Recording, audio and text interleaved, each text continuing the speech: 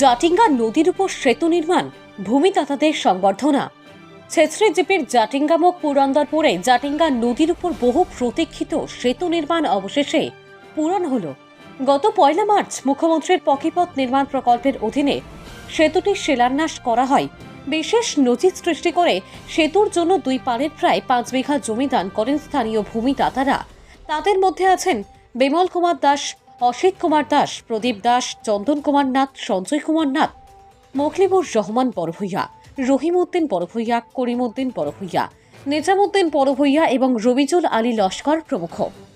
রবিবার গ্রামবাসীদের উদ্যোগে এক সংবর্ধনা সভায় ভূমিদাতাদের সম্মান জানানো হয়।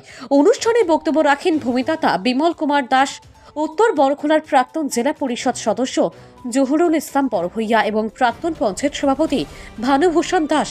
এই উদ্যোগ গ্রামবাসীর ঐক্যের এক উজ্জ্বল দৃষ্টান্ত হিসেবে চিহ্নিত হয়েছে।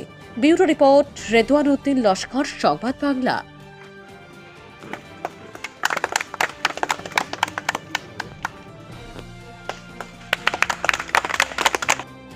আজকের দিনে 1 ইঞ্চি জায়গা কোনো লোক কোনো রাস্তার জন্য দেয় না।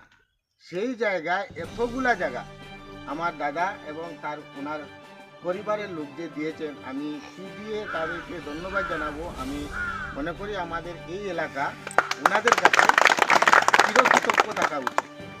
এবং এই গ্রামের দুপারের মানুষ অনেক কষ্ট করেছেন দীর্ঘদিন থেকে। আজকে এই দীর্ঘদিনের যে কষ্টটা আজকে আমাদের এই সমাধান হতে যাচ্ছে। তাই আমি যারা এই ব্রিজ নিয়ে অনেক লোক, আজকে শুধু আমি না, শুধু মিসবাউল ইসলাম না, মানে অনেক আছেন এই ব্রিজটা হওয়ার জন্য, মানে প্রচেষ্টা করেছেন অনেক লোক। আমি সবাইকে ধন্যবাদ জানাই যে আজকে আমাদের সকলের যে পরিশ্রম, সেই পরিশ্রমটা আজকে আমাদের এখানে বাস্তবায়ন হয়েছে। ডিস্ট্রিক্টে ওখান থেকে আমরা শিলচরে মেডিকেল কলেজের কিনারে বৈকুণ্ঠ দাস লেন বই একটা ইয়ে আছে, লেন আছে, ওইখানেও আমরা বাবা মানে এখানে বাড়ি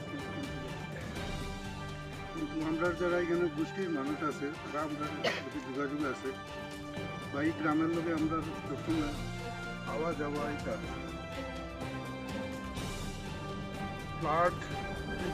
ফ্লাডে বহুত ক্ষতিগ্রস্ত করে জায়গায়। আজকে আমি খুব আনন্দিত যে আমি কিছু করতে পারছি।